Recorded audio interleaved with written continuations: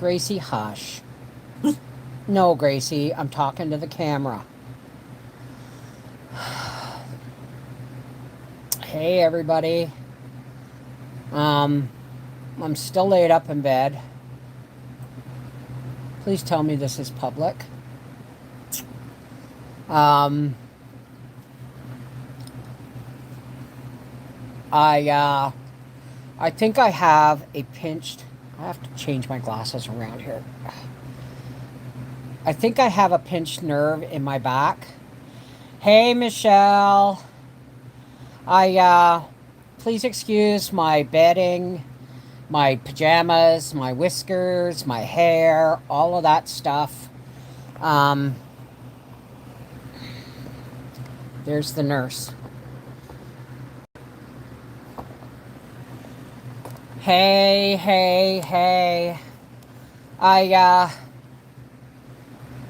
I've just made myself a couple of hard-boiled eggs and some toast, and Gracie's waiting for the toast. Hey, Suze B. Hey, Corey. Mama Dukes. Let's see if I can do it this way. Oh my God, Michelle, thank you. I appreciate it. My back is so bad that the only comfortable position I can be in, and I'm having trouble. Yes, see, Gracie's right there.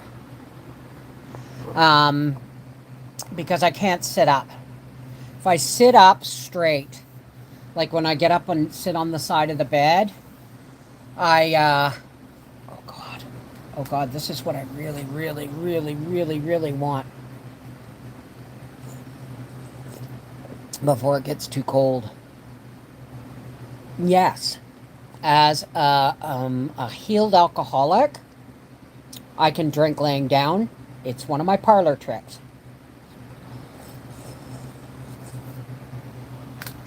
So, let me lift this up a little bit so I can see it better.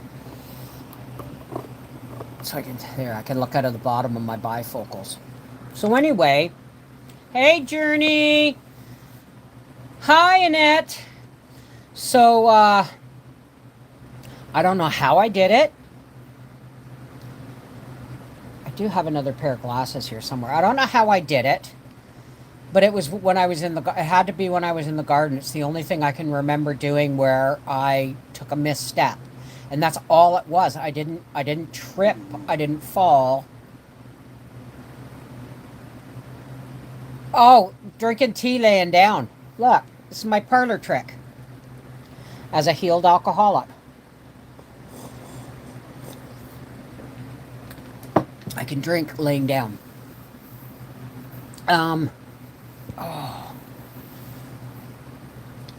I have fibromyalgia. What? I also can drink laying down, but rarely have ever drank much alcohol. No, I don't know. I haven't had a drink of alcohol in 28 years. So, but some tricks some skills you just never lose. Hey, Kathy. Hey, Elaine. Linda. It's okay, folks. I just want to keep you all posted. I hope you guys are watching my older videos. Because this is all my paycheck's going to take a really big hit. I'm not asking for anything, folks. Know that.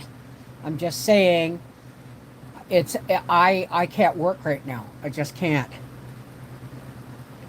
Explain parlor trick. I'm young. Remember, I haven't heard. Oh, what is a parlor trick? Oh, a parlor trick is when people used to play parlor games because they had no TV, no internet, and when they would entertain, people would do things like play blind man's bluff and stuff like that. But it's like a parlor trick is something you do that people don't know how you do it, but it's kind of like a little magic trick, but you play it for your friends. That's a parlor trick. I blame the government for your injury. Thank you. Thank you. How can we help you? By watching your older videos. You can watch my put on a playlist. Now, this is the way it works. If you put a playlist of mine on and you just let it run, the advertising will pay me. a little bit, right? But after the playlist has run through once, they will turn off the monetization so no more ads go to that playlist. So you have to switch playlists. It helps because that's how I earn my money on YouTube. Sorry to see. Hey, Phoebe. Thank you, darling. Thank you. Go live from bed. Use algorithms to benefit you. That's what I'm doing right now, honey. I'm in bed. Look at this. Oh, I just pulled that down, so I gotta tighten this up. Oh. Oh. Okay, Gracie.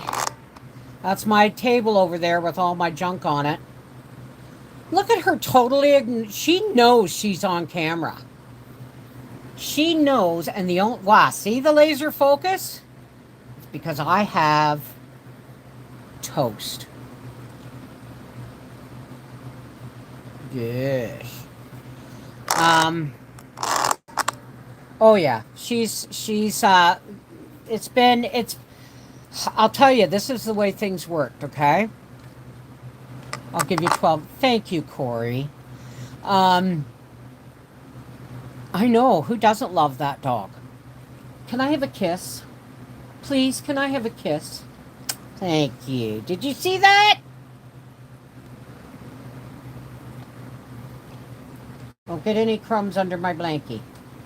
So anyway, this is the way it's been working. Okay, this is the only thing I can think of is I went out into the garden to pick my beans and my tomatoes. And I stumbled over the hose. Now, I didn't trip. There's a difference. When you trip, you half fall and you catch yourself. I didn't even do that. I just kind of stumbled a little bit, and that's all it took. So, I know. Isn't she something? Mommy, baby. Many kisses. Thank you. You're not getting rewarded for loving me. Well, I guess you are, but... So, I'm a little out of it because I am on pain. I'm on Robaxacet and a muscle relaxer. So, I'm on the highest dose I can take. And, oh my God. Oh my God. Look at that baby face. So, yeah, she's doing really well. So this is what we're doing. You may have stepped too hard. Yeah, that's all it was. That's all it could have been, Corey.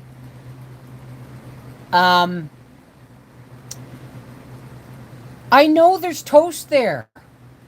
And you're tricking everybody into thinking you're loving on me when you're just begging for my toasties. Yeah, you won't even meet my eyes because you know I'm telling the truth. You just want toast, don't you? Oh, you're terrible. Thank you. Hey, Marnie, how are you? So, when I came in, right, it was in the evening, and Howie and I went to put a chicken in the oven, and it turned out my freezer had gone wonky. Thank God the chicken and flour and tomatoes was the only thing in the freezer. So the chicken got thrown out. And Howie had hot dogs and I had boiled eggs and toast. But when we were sitting in my chair, right? I could feel my back was achy. I don't want to talk. Hi, Francie. I don't want to talk about politics because I don't want anything to do with our Prime Minister. Gracie, do you mind? That's encroachment. Thank you. So when it was time to go to bed, say Tuesday, when it was time to go to bed Sunday night, I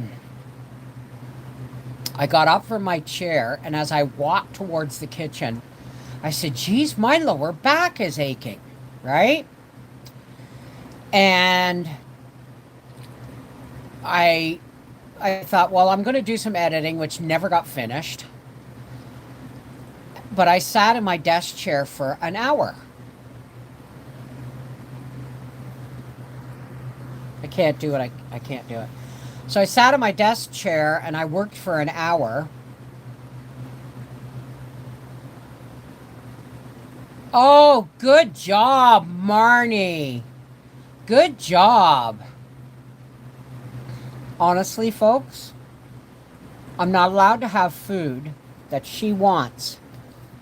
I don't even eat the crusts because I can't chew anymore. I don't have enough proper teeth. That's awesome news, Marnie. So, my back was my lower back right down about this high above the end of my tailbone, right at the top of the crack of my butt. And and so I sat down and it was still aching, but I didn't think anything of it until I went to stand up. Now, are there any nurses or people who know nurse terminology in the room? Oh, positive vibe. Look at, I was just thinking this. Remind me about Dick Van Dyke and positive vibes, okay?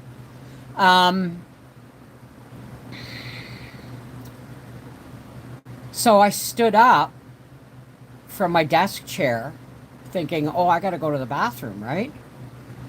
Here's what I do, Bev. Every time I can something, I watch all your videos doing the same thing. Yesterday, I canned potatoes. I didn't know how many videos I watched, but it was quite a few. Yeah, I know. I just keep doing the same videos year after year. It drives people crazy, right? But I'm doing them on Life with the Bullface for the new folks.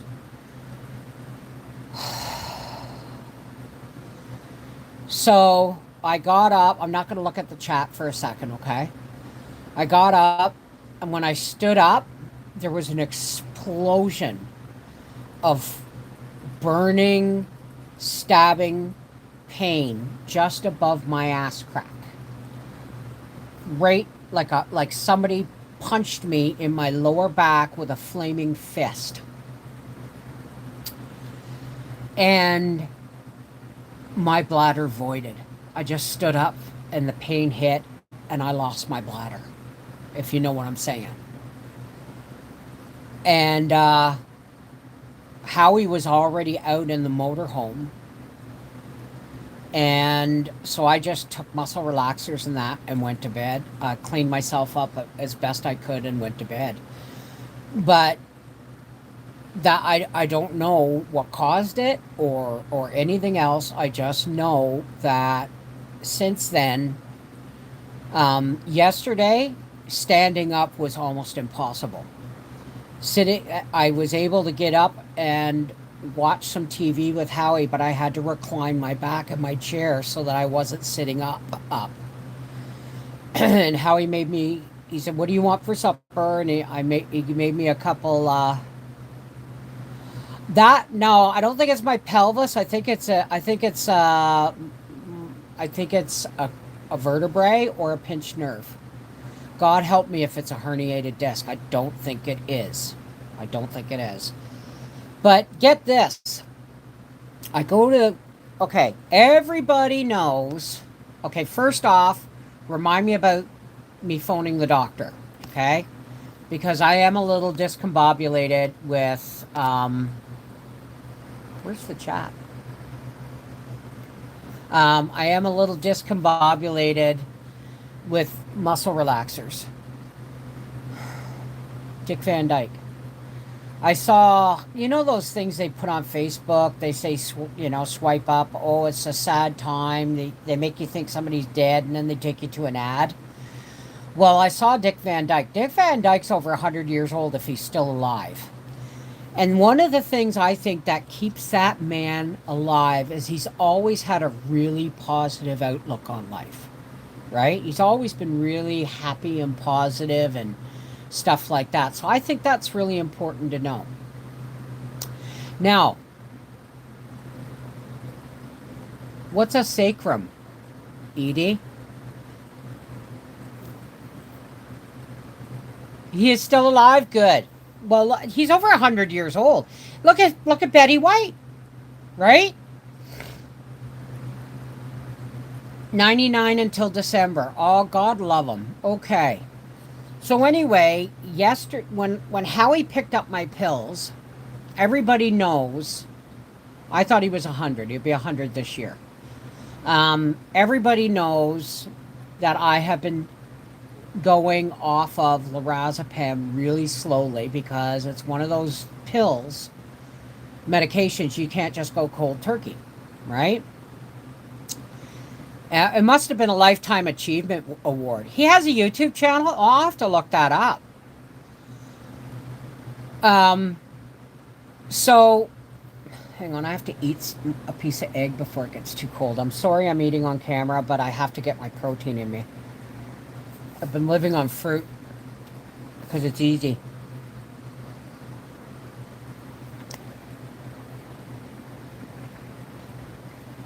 Hang on, I'll rip you off a piece of crust from my toast. So, Howie picked up my pills, and I'm down to 20 lorazepam a month. And I'm sorry about the angle of my face. I have to look through the bottom of my glasses to read the chat. So they've only gave me 10 lorazepam.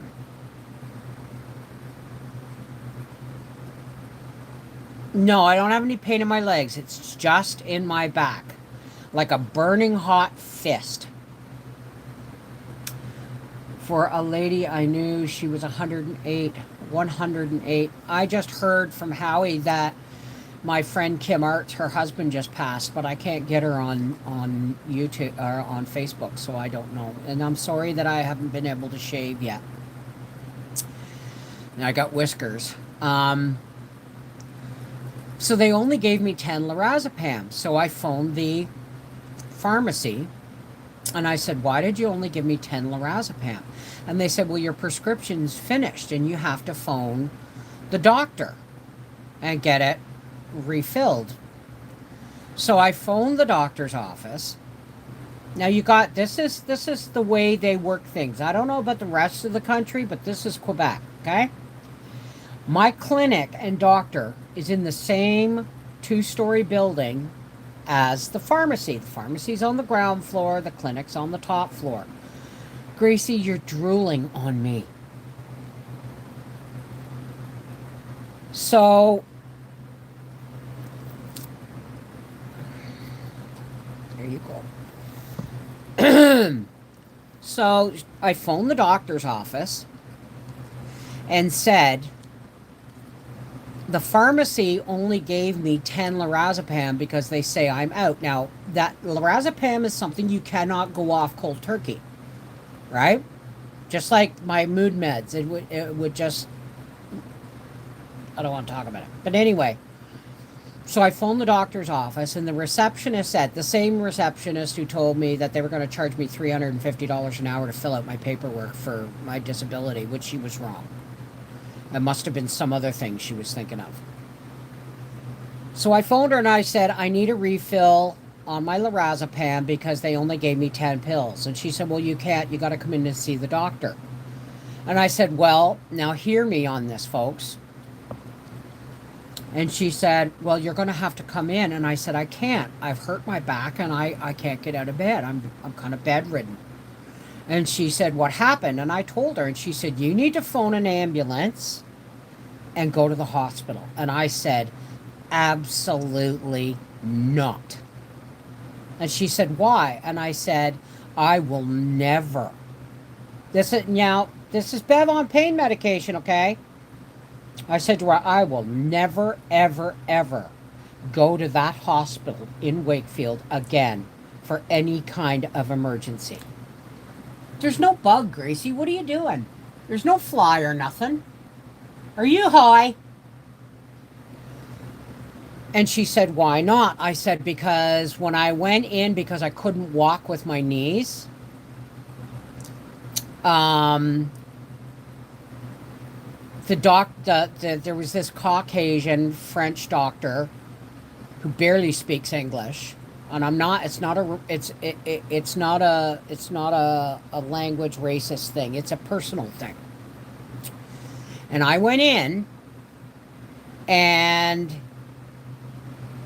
he said, "So what's the problem?" I said, "I can't walk." Because I needed, the only reason I went to the hospital because I needed x-rays because I thought I had broken something in my knees or whatever, but they were really, really bad. You guys remember this? It was last summer, right? He gave, and he said, well, what do you take for pain? I said, Robaxacet, muscle relaxers, and marijuana. And he said, well, marijuana's not a medication. And I went like this. And Howie stepped in and said, I said, I beg to differ. And my husband said, if it's not medicine, then why did we have to go through fingerprinting and 6 months of talking to the police and the government and everything else to get her legalized for marijuana before it was legal? And he just laughed, right? He didn't consider it medication. It's not medicine, right? Because that's when it's a whole thing about the Rockefellers where they made modern medicine. They made modern medicine, and then they took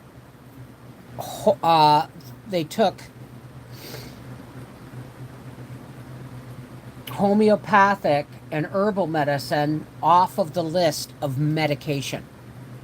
They cornered the market, basically. So he said, so what do you want, basically, so what do you want from me? And I said, I want x-rays. No, you don't need x-rays. He poked my knee until I screamed. No, you don't need x-rays. He gave me 4 prednisone and a prescription for fucking Tylenol. Pardon my mouth. And sent me home.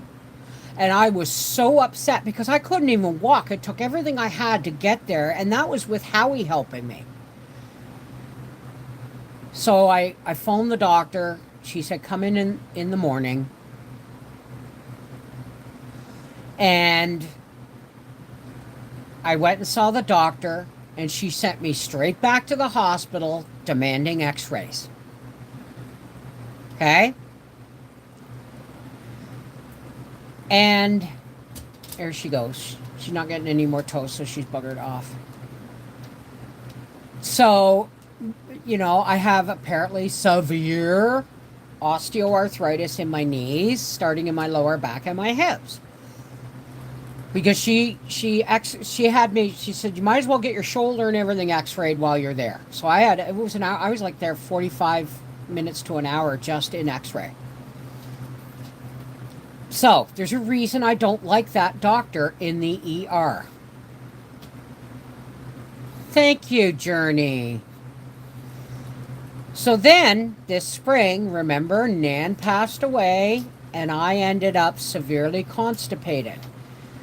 And now, everybody knows that bowel issues run in my family, and that's what killed my mother. Okay? So when I was stuck on the toilet that day, I ended up going to Howie came home, took me to the hospital. And that same doctor came in and said, what do you think is wrong? And I said, I think I have a bowel movement being blocked by my internal hemorrhoids.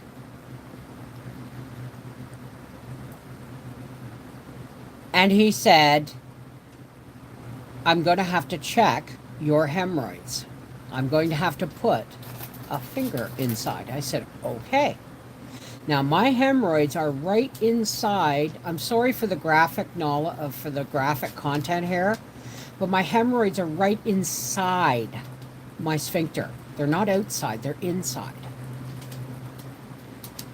And he went like that, and then he went bang. And he went, whoa! I guess he went in to see if he could feel. He knew the hemorrhoids weren't the problem, but he went up to see if he could figure out where the bowel movement. I guess he was reaching for the bowel movement. But I went stiff as a board and screamed, and I don't scream. I don't scream. And then he pulled his hand out and said, "Oh, you." And it took him 5 minutes to figure out what he was saying, because I didn't know what a radiogram was. And I went, radiogram. Oh, an X-ray. Okay, right? Because he said it wasn't my hemorrhoids. Now that doctor did nothing to allay my fear, because now they're doing X-rays, and they say I'm severely constipated. And that's when I had to go through all the gallon of peg light and the 4 enemas and all that horrible stuff before they sent me home. Now, I was made to feel ashamed, and I was made to feel like I was a problem, because if you drink a gallon of peg light, you have 4 enemas. And try not to holler like you're in labor when you get on the potty chair finally. And nothing's happening. They sent me home because I was making too much noise, because I was in pain.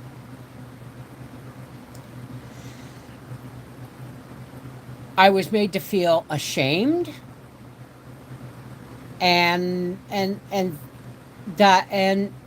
I was made to feel ashamed, like I was a hypochondriac, and I was sent home. It was really traumatizing. It really was. Gracie, you're not getting any more of my toast yet.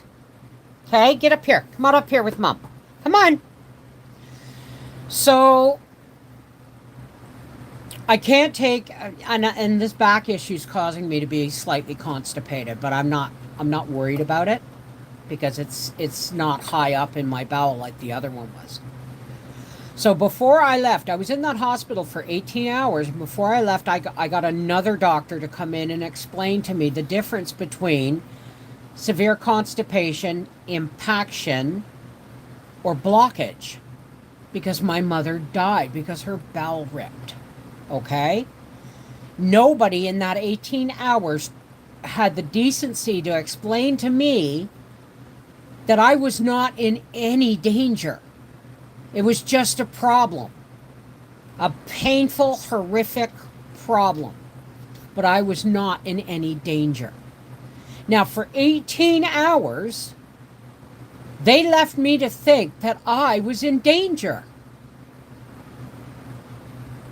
of, and that makes things worse physically. So I said, this is why I said to the receptionist, I will never go to that hospital again unless it's for an appointment for blood work or X-rays. That's it. I won't go for emergency pain or anything else ever again. Now, what does that tell you? Okay.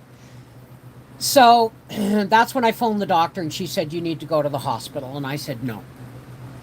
And because what are they going to do for me, folks? I can't take any other painkillers than what I'm already taking. So, so I explained to her that they only gave me 10 lorazepam, and that I needed my prescription to be phoned in. And she said, that's when she said, no, you need to go to the hospital. And I said, no. And she said, well, I can't refill your prescription without you seeing the doctor. I said, and I told her, I'm bedridden right now. And so she said, well, I'll give you a phone appointment for the 16th of September. And if you tell the drugstore that you have an appointment, they will fill your prescription. So here's where it gets weird. Remember, they only gave me half my prescription. So I phoned the drugstore back, and I said, okay, I need, I have an appointment, but I need my lorazepam filled. And I said, my husband will pick it up like tomorrow or whatever, right? And she said, oh, can he come on Sunday? And I went, why Sunday? And I said, A, I'm not going to be here because it's a race weekend, and if I can make it, I'll go, right? And she said, okay, well, Friday then. And I said, what's the problem that he can't pick it up, tomorrow? And she said, well, you're already 6 days ahead. I said, I beg your pardon. She said, your prescription is you're already 6 days ahead. I said, I beg your pardon, but you gave me half a prescription. How can I have more than I'm supposed to have when you only gave me half a prescription?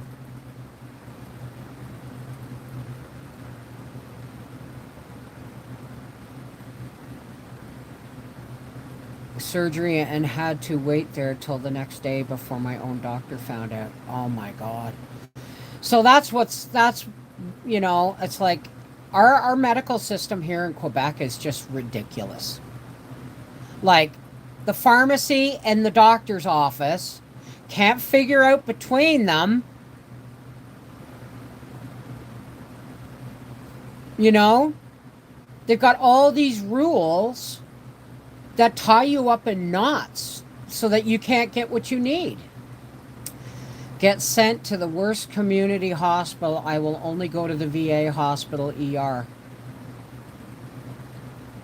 Well, my doctor, she said she's going to give me a phone visit for my doctor on the 16th of September.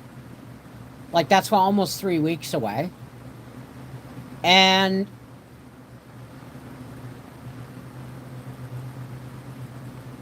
she said that the nurse practitioner may not even consent to the phone visit. She may want to demand me. I said, look I was in the doctor 2 months ago to have cortisone injection in my knees. I was at the doctor 6 months ago to fill out paperwork and to get my prescriptions refilled. So why is my lorazepam such a problem? Because apparently all my other prescriptions, which are muscle relaxers and mood meds, those she gives them the prescription. Oh, you want under the blanket, baby? You want under? Hang on. There you go, get under. And then she curls up right against my lower back and gives me her heat. I forgot what I was saying.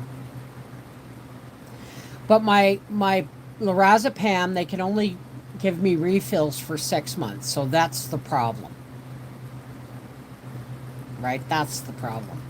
It's ridiculous. So, I gotta find my chat here. Don't tell the doctor you're wearing off the Ativan and get the 30 and store them. No. I've already taken it down. I actually think I might have to go to the bathroom because I think I have to get off here and try and go to the bathroom again. So this is my life for the next couple of days. I got up last night. I sat and watched TV with Howie. I didn't sit. I reclined and watched TV with Howie for about an hour. And he helped me into bed. And before he went to work this morning, he got up and he put Gracie, before he left for work, he put Gracie out. He fed her and gave her fresh water. And so that I only had to get up once today to put her out. I know. Oh, hi, Kathy. Hey. When my back gave out, I dropped to my knees, had a MRI, and sure enough, a bulged herniated disc. Now it's deteriorated, so it's definitely painful to live with.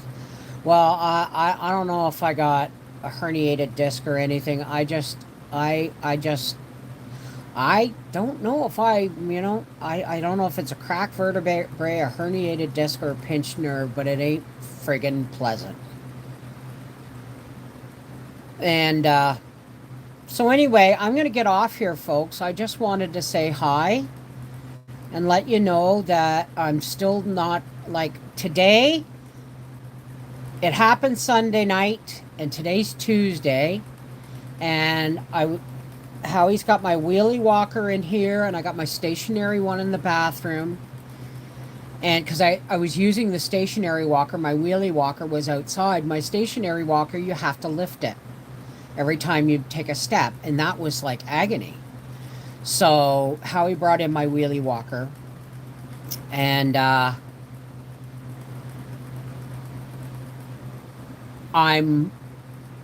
got up today for a half an hour to put Gracie out, and while I did that, I boiled some eggs and made some toast. And it took me a half an hour, and now I'm back in bed on my muscle relaxers and Tylenol. I know, watch my footing. Anyway, I gotta go, folks. I'm sorry this isn't any kind of informational video where I'm sewing or baking or canning or cooking. This is just my life right now. This is just my life right now. And you're late. Oh, that's okay. Maybe I'll go live tonight. Do you want me to go live tonight? It'll still be from this bedroom. And it'll probably be around 9 o'clock.